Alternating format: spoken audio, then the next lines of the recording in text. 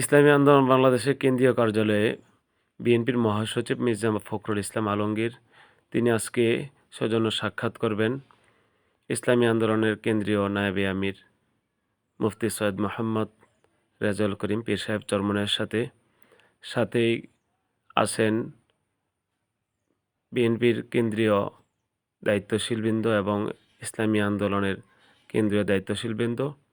তারা নোয়াখালীর টাওয়ারে উপস্থিত হয়েছেন। কিছুক্ষণের মধ্যেই ইসলামী আন্দোলনের আমির পীর সাহেব চরমনায়ের সাথে সৌজন্য সাক্ষাৎ করবেন।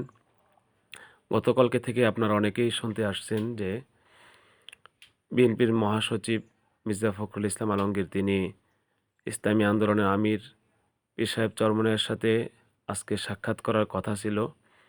সেই পূর্ব পরিকল্পনা হিসেবে আজকেই তিনি সরাসরি সাক্ষাৎ করার জন্য চলে আসছেন ইসলামী আন্দোলনের কেন্দ্রীয় কার্যালয়ে।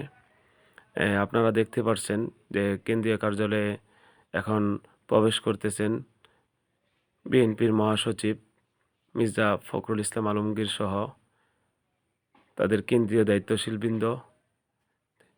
আপনারা বিশেষ করে লাইভটি একটু বেশি বেশি করে শেয়ার করে দেন এবং সাথে ইসলামী আন্দোলনের বিভিন্ন সহযোগী সংগঠনের দায়িত্বশীলবৃন্দ এখানে উপস্থিত রয়েছেন।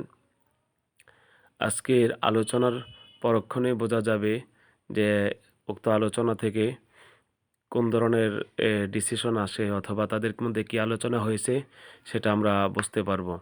তে চরমনায় পীর সাহেবের সাথে সৌজন্য সাক্ষাতের জন্য এগিয়ে যাচ্ছেন বিএনপির মহাসচিব মির্জা ফখরুল ইসলাম আলমগীর।